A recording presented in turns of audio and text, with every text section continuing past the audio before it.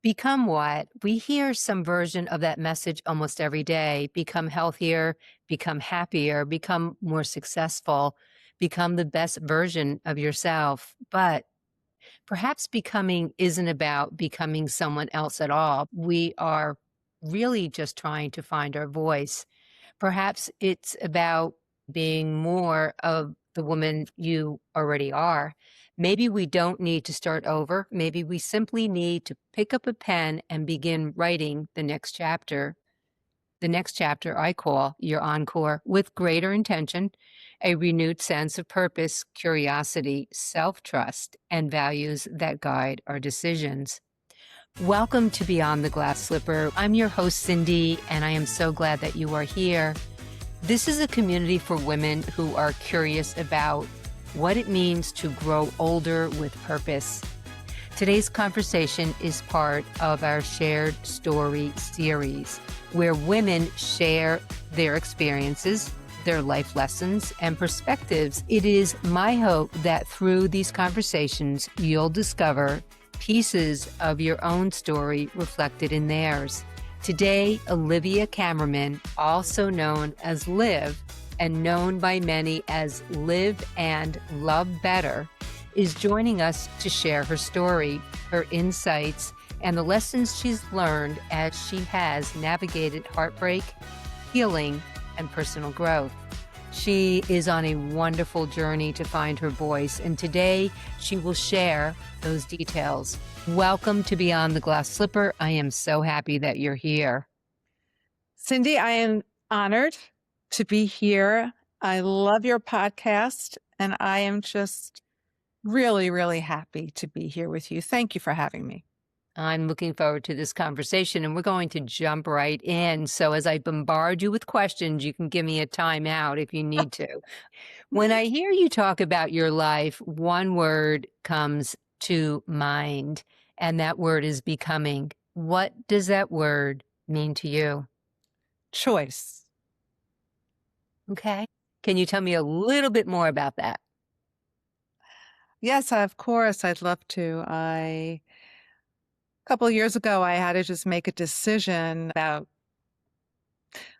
my 5 W's, my who, what, where, when, why. This decision sprouted out of leaving a very toxic chapter in my life. And at 58 and a half years old, I had to ask myself, what is the rest of life going to look like for you? And so I made a choice to begin my becoming. Okay, good for you. You also often use the word reinvention. Let's roll with that one. I do, don't I? Yes. I think reinvention is such a beautiful word. We get to redo, reboot, um, and redesign our who, what, where, when, why. As we go along our personal evolutions, I knew that when I restarted, I had another opportunity to restart life, that I wanted to build my own personal and professional legacy. Okay. I wanted to build a generational legacy. For the first time in my unique personal life, as I believe we all have, I wanted to figure out what I'm supposed to do here. I've never asked myself that question. I always followed others. It was time for me to start leading from within. And when I made that discovery about self, I knew that in order for me to reinvent, the first stop was learning how to love self. Loving self meant going inside and really giving myself compassion and love, forgiveness for everything I've been, everything that's shaped me, to finally become a victor of victimhood and a renewed soul who is worthy, and I underline boldly that word, worthy of renewal. Good for you. That's Thank you. beautiful. Thank you for sharing that. Looking back, when did you realize that you were no longer in alignment with yourself? And what steps did you take to change that trajectory? The truth is, I was never in alignment with myself until I was triggered out of toxicity, Okay. because that is a moment where I had like this awakening. I had a spiritual, intellectual, emotional awakening. I literally had to relearn permission emotionally. Okay. And I realized, as much of this healing process I had to go through now, we all have to go through healing after we leave toxicity, no matter what level it's at. I had to give myself time and permission to deal with the pain. And that can create a lot of emotional upheaval, emotional imprisonment. I wanted to break out of all that. I didn't want to proceed, evolve, and develop into a woman who carried all that with me. I was Interesting. worthy of emptying out excess emotional baggage that I personally chose to confront and work through. We can now delete as much as we can. I'm not saying we get rid of it all, but we don't have to live in the pain. We can delayer ourselves. We can let pain come in, invite it in. It can dine with us, so it can leave. Nice. Next On time our terms, so to speak. next time it visits, it won't stay as long because it knows you're willing to let it come, not afraid of it. Well, In my old life, life before I okay. I chose to reinvent, I was listening to others, seeking external validation, approval. I was a people pleaser and a non-confronter. I was following the leader. I was a follower. I never And knew this. I didn't understand goal driving. I didn't understand any of that. I was just making everybody happy.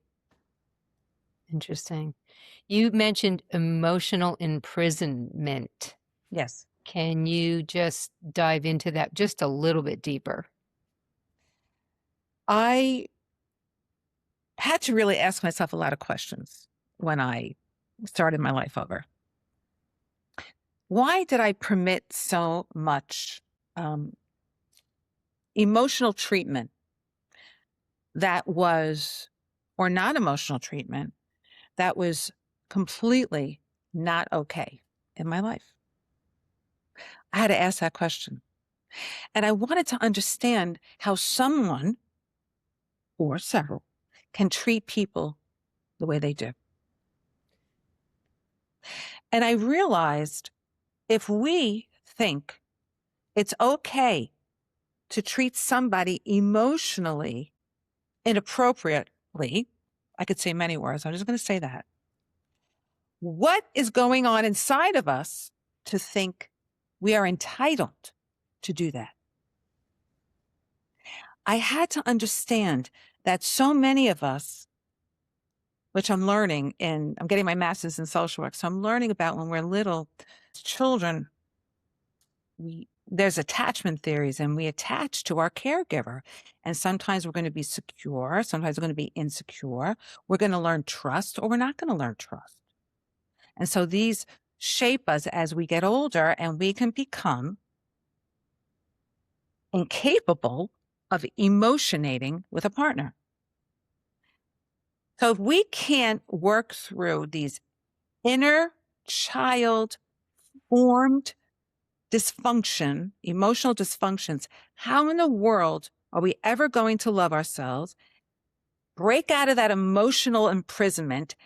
And then, why do we think it's okay to profess to another human being that we're going to keep you safe and protected, that we are going to be able to love you, when we are so broken inside? Our emotional infrastructure is cracking all over the place, but we don't repair it.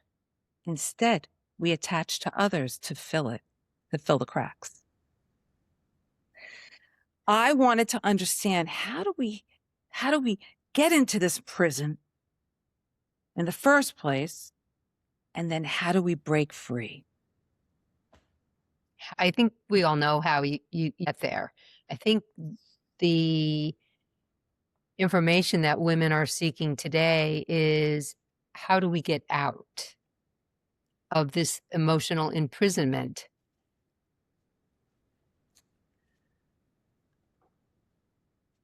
I believe the first step is learning that fear is something that we have to face. If we can't face our pain and go through the steps that it takes to feel uncomfortable, we're choosing to stay where we are. We're just going to stay here. And if this is our choice, this is our choice. I'm not here to say it's right or wrong or indifferent. I'm not a judge maker. I don't criticize anybody. People need to live their life on their terms. What I'm here to suggest is confronting what makes us uncomfortable takes courage. There's lots of fear surrounding it. But that fear is either learned, self-imposed. It's learned or self-imposed. And let me just give you an example. So I've always loved to sing, right? And I used to walk into a wedding, any type of celebration, and see the female singer on the stage. I would go, oh my God, why can't I even pay attention to the decorations, to the guests? All I could do was look at the singer and say, I'm never going to be able to do that. Oh, That was fear. That was self-imposed.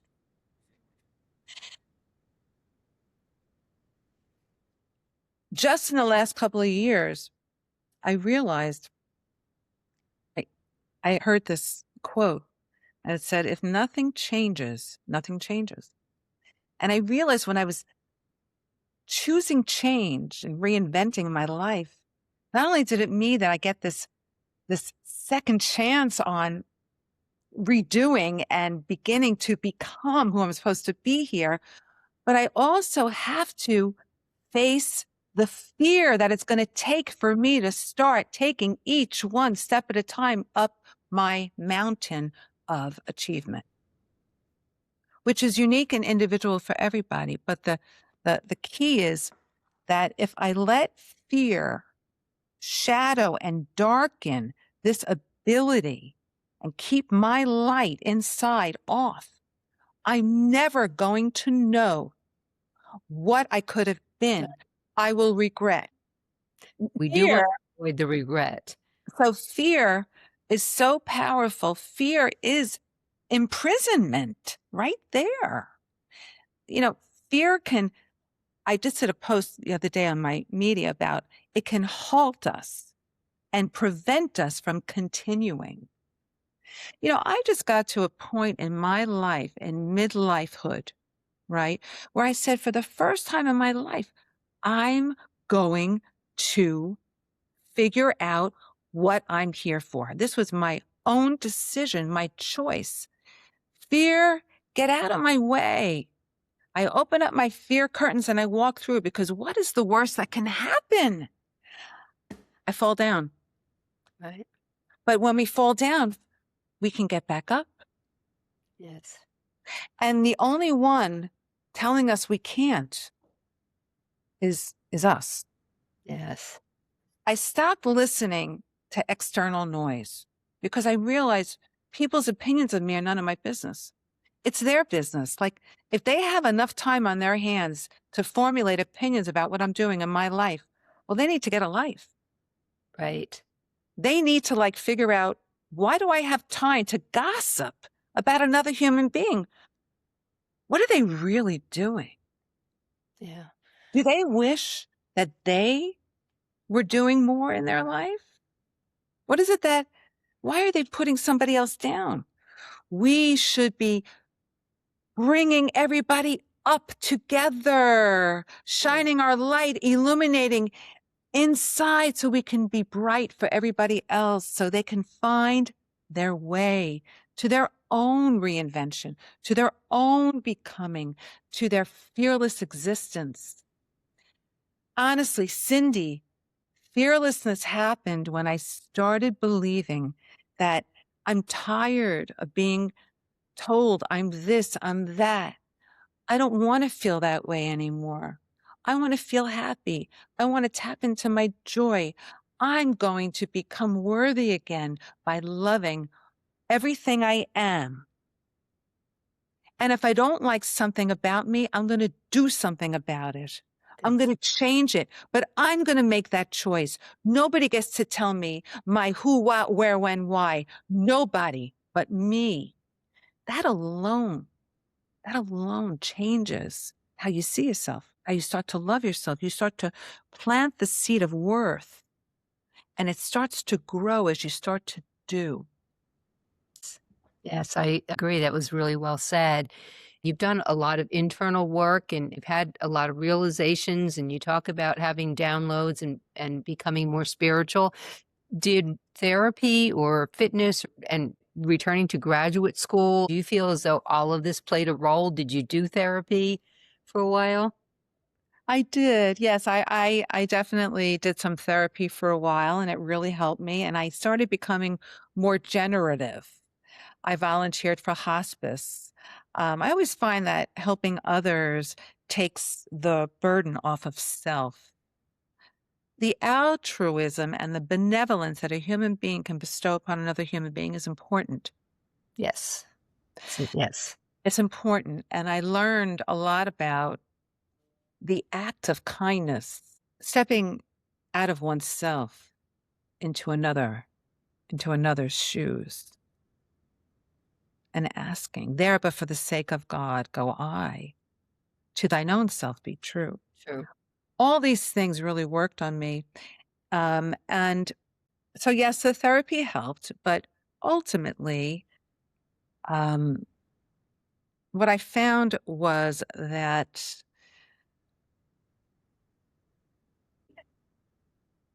I had a bit of a spiritual epiphany in a sense.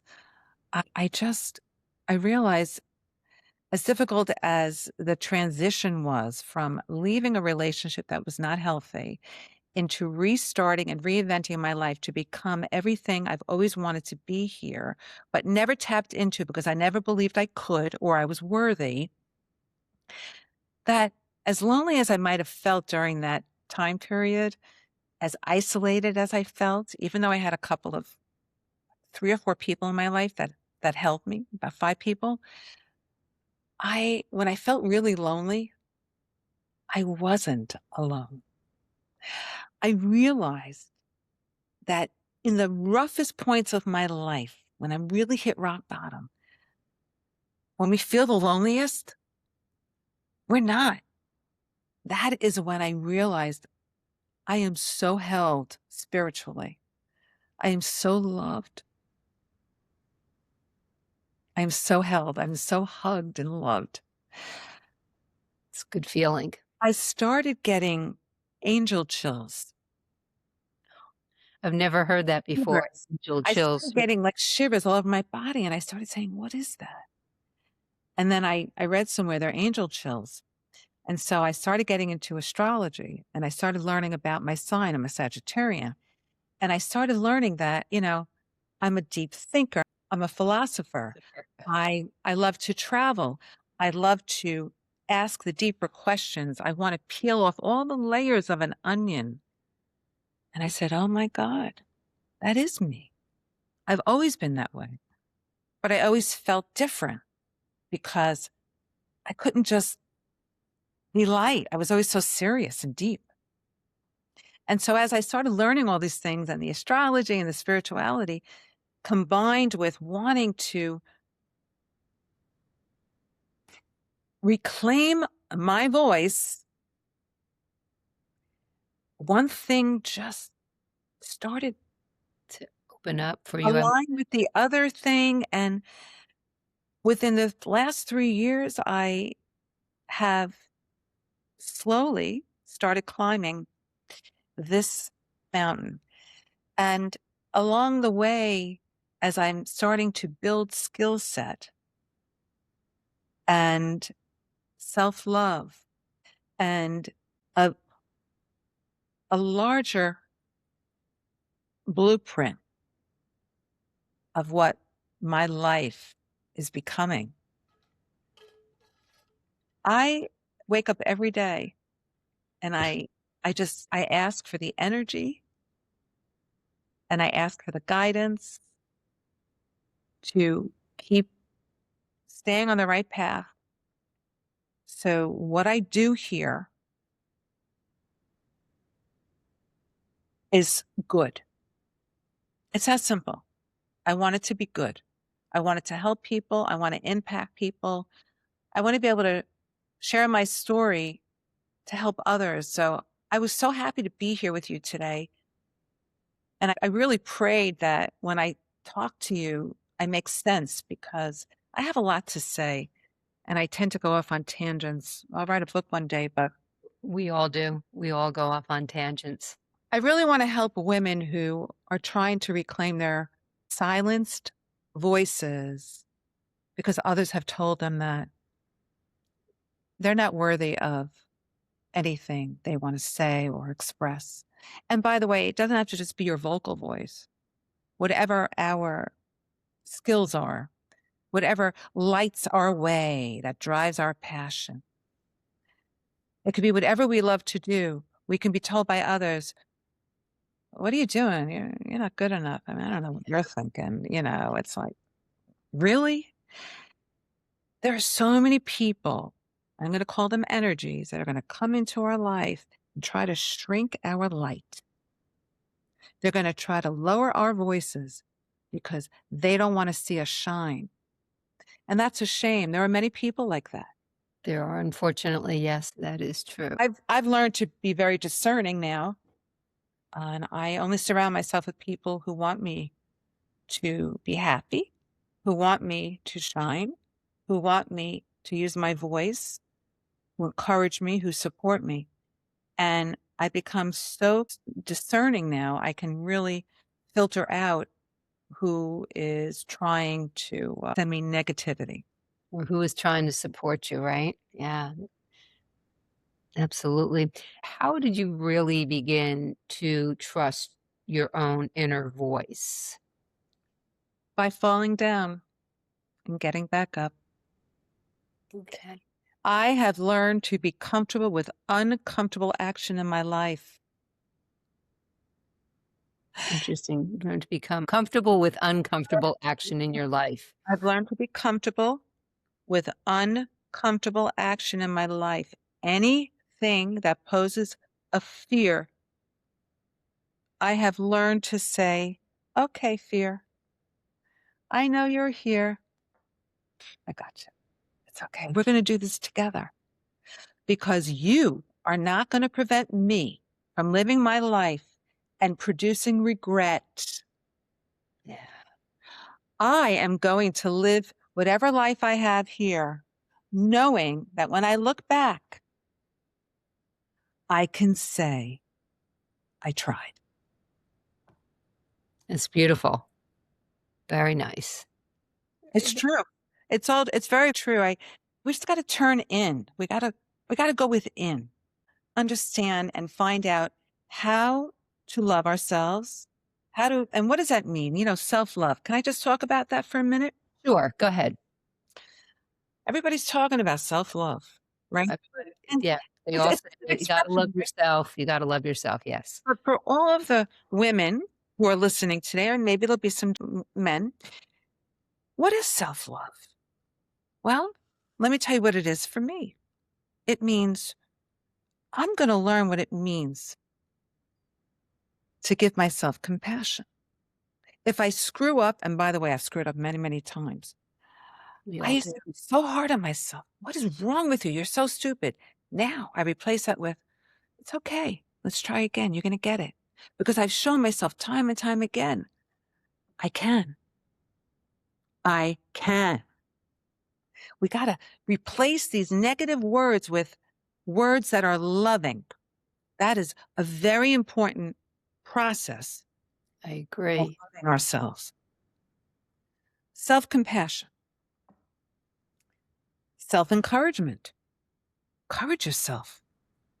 Why can't I? Who says at the age of 61 years old, I can't start getting paid for singing?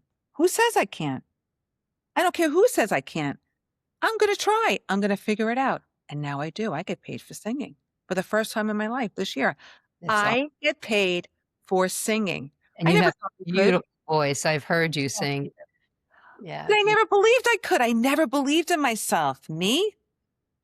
What? That's a form of self love, self encouragement, self compassion.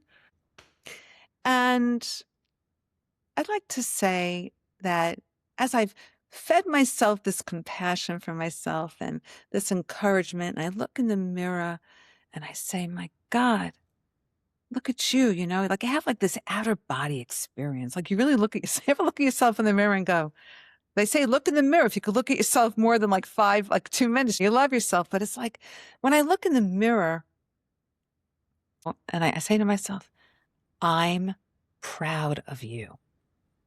that's awesome. I'm proud of you. I love you. I love you. So many of us can't say that to ourselves. Yeah, or I hate to say it, but so much of this love yourself, many people are just going through the motions and they're saying things that they don't really mean. I think the other component to everything you've just said, Liv, is that it really has to come from your heart. I don't know. Do you fake it until you make it? Do you just keep doing it until it registers in your brain?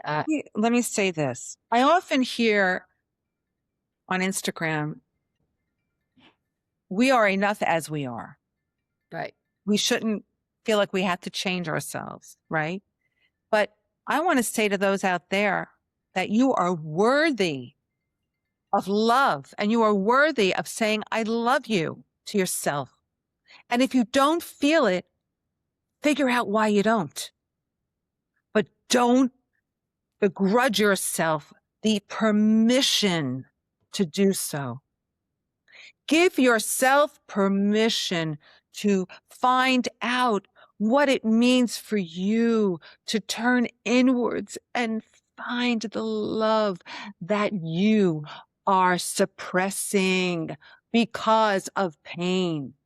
Uncover your pain, do the work, set yourself free, break out of emotional imprisonment so you can love. Yeah. Thank you for that. Believe it. And I have been down and out. I have been in a place where I can't pick my head up in the morning. I have put myself down. I have felt moments where I just want to give up. I have. It Yeah. is the truth. But I I somehow allowed myself to sit in that feeling, to face that painful notion, take a breath and say, that's all negativity.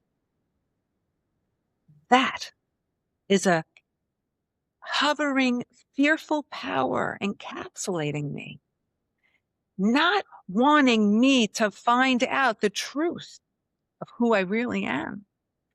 It wants to stop me from developing, from evolving, because it's always kept me there. That's how I've been my whole life. If I Yeah. did a little something, I ended right there. I never went higher. Okay. Now I'm determined. Nothing's going to stop me. As I reach down into my heart and I take one step at a time and I decide that I am the determinator of my life, but I'm not only just determine my life, I'm going to be the emotionator. I'm going to set the tone of how I'm going to be treated, how I'm going to treat others. I want to help others learn that. How do we how do we emotion with each other better so we can love in pure, pure, honest, authentic presence? I really want to work on that. I'm working on that with myself. Good for I'm you. I'm not saying this is easy. You know, this is all a result of investing in myself. Good for you. Thank you very much. But I've done the work.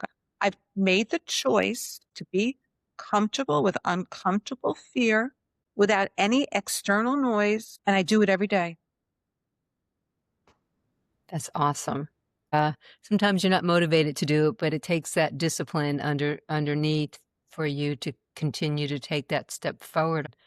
Cindy, it's a mind shift, right? If we can think it, we can be it.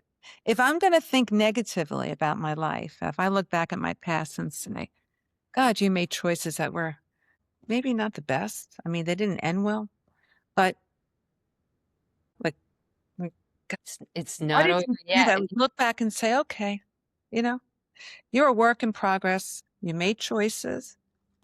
And out of those choices, there were some beautiful gifts, beautiful gifts. Two of them are my children. I can choose to think positively. I can see my life like the glass is half full, not half empty. It's my choice. It's a mind Yes, shift. I'm not going to live in victimhood. I'm going to live in victorhood. As I said earlier, I'm going to choose to take the good and leave the rest right. behind. I'm not taking that with me. I'm living right here. I'm right here, right here. Good for you. Yeah, I'm not. There's no more blame. There's just a story to tell and a story to first write. Right. Exactly. Writing that story. And on a little bit of a lighter note, I remember us talking about dating, and I think I admire your perspective on it. Would you like to share some of that? You seem to approach it with confidence and curiosity. I can see that you demonstrate putting that fear away in your life when you talk about dating. I call it the coming out dating party. It's I awesome. didn't always want to come out. I know. I I was just remember like, that. I was so scared to start getting back out there. It was scary, you know? And so what shifted? Because so many women share those thoughts. They think it's scary. They're fearful of it. I know women that just absolutely avoid dating sites like the plague. And here you are, you're having a ball with it. So to share that with some of the women that may need that little bit of encouragement to go out and find love for themselves. I literally spent months thinking I'm never, ever going to try this again. I couldn't trust myself. I didn't know who I was. And as I spent this time and I started self investing, self developing, I learned more and more about myself and what it means for me to say, what if I were going to do this again? What would it look like?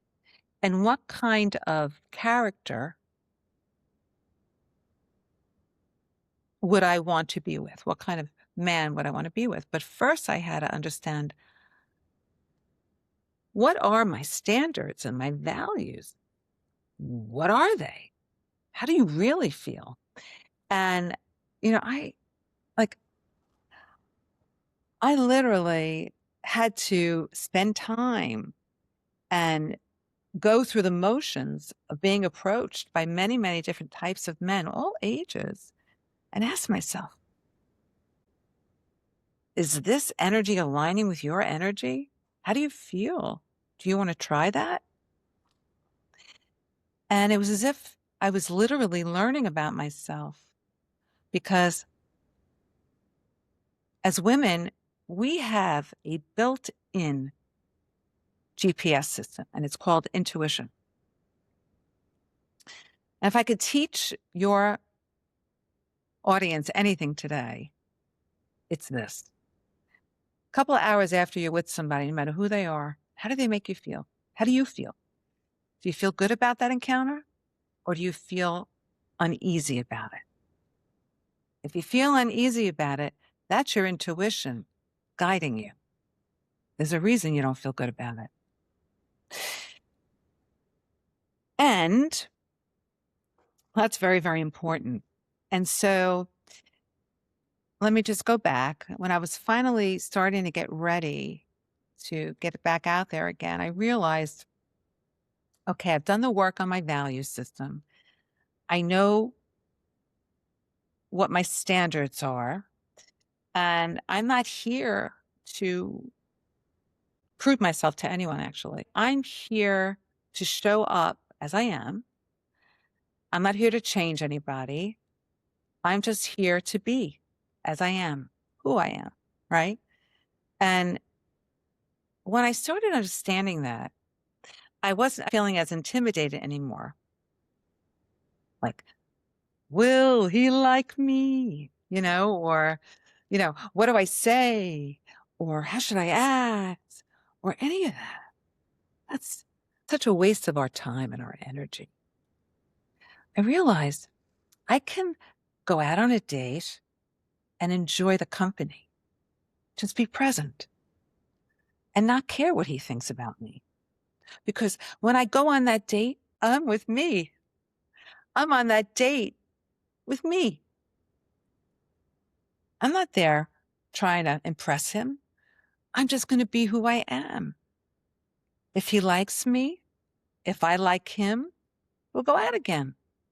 But when I go out on a date, I go out to have a beautiful conversation, a couple of hours of interaction with another human being, and to see if there's anything. But I have nothing to prove to this man. All I have is the opportunity to give him my precious time, right? I love it. He is, and foremost, I believe, a man should be honored by a woman who is willing and desiring his company. I like that. I think it's romantic. I like romance and I like chivalry. I do too. I think it's important. I think a woman, her presence is so honorable, right? And I think a man has the opportunity to provide her that beautiful couple of hours of showing her who he is. Is he going to appreciate her time? Is he going to make her feel comfortable and safe in those Or couple of hours? 2 hours after I leave the date, how will I feel? Did I feel safe and comfortable? So when I go on a date now, like a first date, firstly, I have to want to go, right? We have to want to go. And exactly. then when I show up, it's like, hi, how are you? It's so nice to meet you. I just like, wow, I'm on this date. Like, I'm finally on a date again. I really feel like a little kid. It's like fun. Have fun. There's no pressure. Should never be pressure. And if any guy makes a woman feel pressure, or, any partner or any potential partner is making a woman feel pressured, no good. We should never feel uncomfortable. Nobody should ever have the right to tell us who, what, where, when, or why we are. Anybody. That is like my standard golden rule. If I'm going to show up and give you my time and my company, that means I see something in you that I'd like to find out about. So let's spend a couple of hours with each other and see if there's anything. And if there isn't, that's okay. Maybe we met this person because maybe we'll be friends, or we can recommend another person that maybe they should meet. Or maybe they're supposed to teach us something about ourselves. Absolutely. But that's okay. Next. Right. Exactly. I love it. And living authentically, I think, is something that's so important. What are the most important things that you feel a person needs to have in their life to really be living authentically? Love for oneself is number one. Really self-prioritizing self. Yeah. If I do this, will it serve my heart? Or if I do this, why am I doing it? Our time is so precious. It is the one thing we can't get back. Right. Time. So how we give it, how we spend it, how we invest it is very important. Yes, I do agree. I'm pretty sure that you've mastered this one, so I'm going to ask you to share this with the audience as well. The ability to stop allowing our past to write the chapters we haven't lived yet. Yeah, I love that. I love that. I literally, as I said earlier, I stated how I had to go back and forgive the woman I was in those different relationships. And I had to try and understand why I made the choices I made, right? Right. And when I did that work in time, I was able to understand that, as I said before, life shapes us, it doesn't define us. I was able to understand that these experiences for me were were lessons. They were life lessons. And they taught me so much about myself. And so now in my present form, I can look back and know that past is the past. It no longer is. It's gone. It's behind us. It's back. Goodbye. Done. See ya. No more. I'm in the present. And now I get to take all of that experience, all of that wisdom, and apply it to how I want to live and love better today, which is the name of my media site, because I really want us to live and love better. And the only way we're going to do that is by choosing to live and love better. And choice can mean many different things for people. For me, it meant alchemizing my pain into a powerful purpose. It meant forgiving the past and choosing how I'm going to proceed into my future. My past has taught me so much about what's possible. And this is so true. It taught me to be true to myself. It taught me to look forward to everything I haven't learned about myself yet. And it really taught me to be still in my silence so I could learn what it is my voice was trying to tell me all these years. My past has literally um, uh, unmuted my voice. It really has. It's very powerful. That is powerful. Wow. I now, when I express myself as I'm sitting here with you on this podcast, I feel so passionate, as I'm sure you can hear the passion, I but can. I have such conviction that what I'm saying is expressive medicine to hit hearts out there, to really, perhaps the key to open up that box inside of us that we're holding all of this crap Yeah. doesn't have to stay packed. We can unlock it, we can unpack it, and we can let most of it go. Sometimes we can't let it all go, but we can let a lot of it go. The past can burden us, it can weigh us down, it can keep us from becoming. Yeah. The whole point is that if we come into this life to live a life, right? Are we really supposed to live it miserably in emotional prison? Is that really what life's supposed to be like? I personally don't think so. There are many people before me who will come after me who have had horrific experiences, tremendous trauma. We all have varying degrees of what ails us, but we all have free will. We have the ability to choose to think Yeah, differently. we We sure have do. the ability to say the past doesn't have to tell us this is the only way we can be.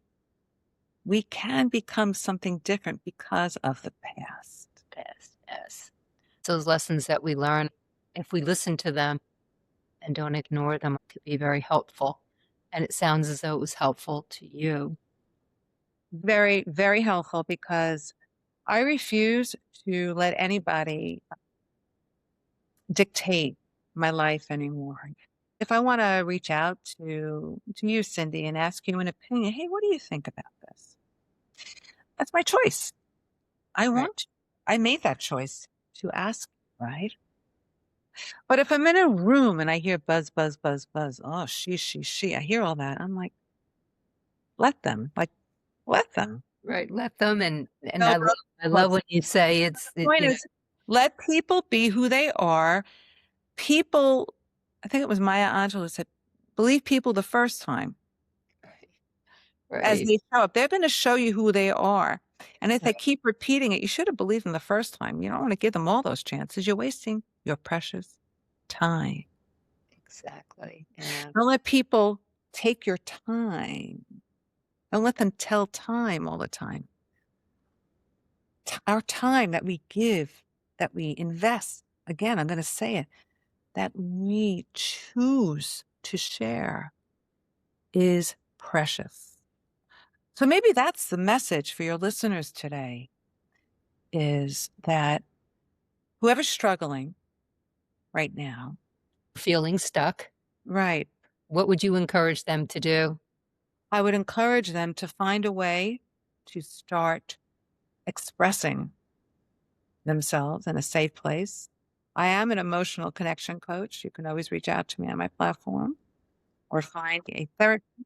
I'll put your information, Liv, in the show notes. So anyone that wants to reach out and continue this conversation directly with Liv, or if you're looking for some help in any of the areas she mentioned, she's a coach and there for you. But I'm sorry, go ahead.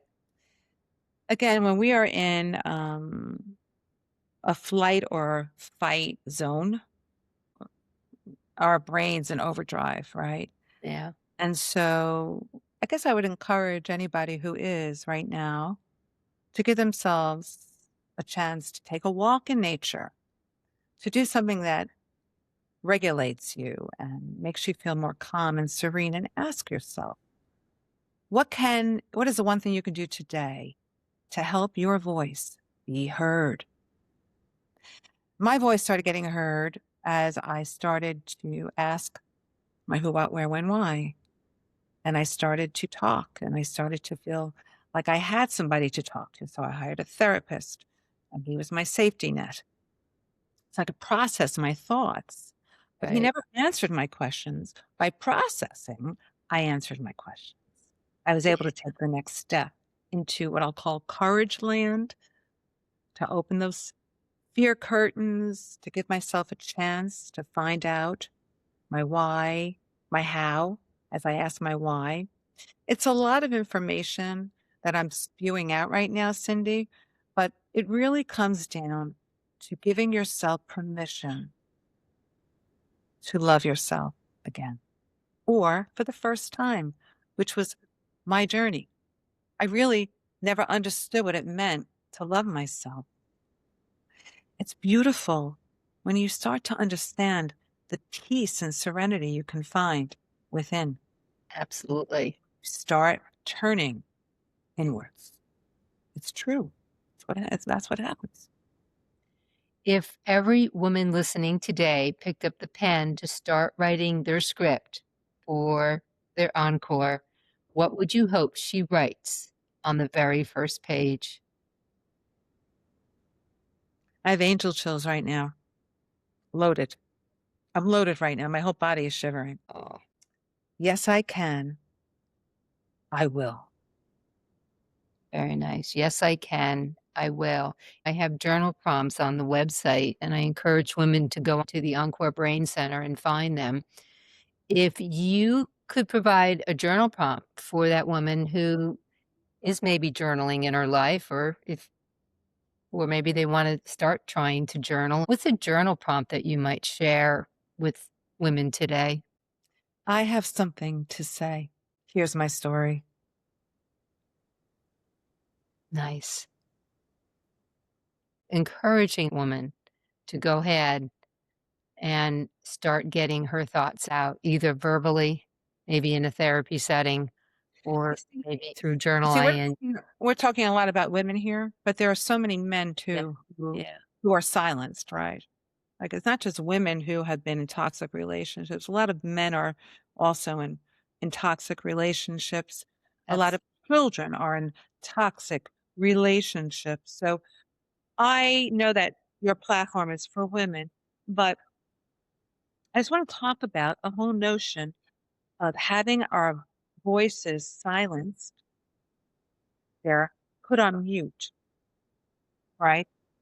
yes, But as long as we're told we're worthless, we have nothing to say, that what we have to say has no meaning, it's just going to be thrown right back at us, right? We're going to be told you're nothing, right? Whatever it is that we're told. I want your listeners to know that isn't true, that you are worthy. Your voice will come back on. You will be unmuted. You will find a way. But always remember, you have something to say. You have a story to tell. You are worthy of being heard and seen. so true. That's so true. Thank you for sharing everything that you shared today, Liv. I think you were vulnerable and sharing your journey and how you're taking those steps forward. And I'm sure that you provided a lot of inspiration. And I thank you for that. Cindy, thank you for having me. I so appreciate the opportunity to use my voice because I do have a lot to say. And sometimes it's difficult for me to trim it down so it really resonates. But I do hope that, like you said earlier in the beginning of your podcast, that some of my story aligns with some of the stories of your listeners. And Yes. maybe I provided a bit of a tool set for them or a bit of a highway for them to start. Even just a little nudge of encouragement. Today's conversation reminds us that becoming isn't about particularly changing who we are. It's about giving ourselves permission to heal, to grow, and to intentionally become more of the woman that we really want to become. Just be. And just, as my mother always says, just go with the flow, let it happen. That's so true. But be That's true to yourself, to thine own self be true. And that's what I had to consciously keep saying to myself. You weren't true to yourself. You're always doing what everybody else told you to do or suggested that you do, or you wanted to always affiliate. You always wanted to be accepted. yeah, Oh my God. It's like I spent all those years trying to be this person I was never going to be, ever. And all I had to do was say to myself, Liv, come on now. Who are you? Stop it. You don't have to keep comparing yourself and living up to everybody else's standards. Be who you are.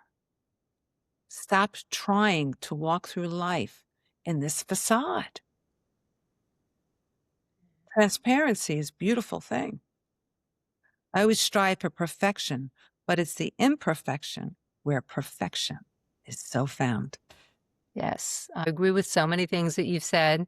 Certainly, your voice is a vehicle through which you can tell your story. And for those who are maybe less verbal, it's your pen is also a vehicle where you can write your story. Mhm. and your inner compass developed through a lifetime of experiences, the wisdom you've gathered, and the intentional choices you continue to make helps to guide you towards the life that is uniquely yours. If today's conversation resonated with you and you have a story of your own to share, I'd love to hear from you. Our Shared Story series celebrates the experiences of women who are willing to share what they've learned along the way, knowing that their story may become the encouragement another woman needs to hear. Until next time, I'd like for all of us to share generously and continue to step into your encore. And as always, stay curious.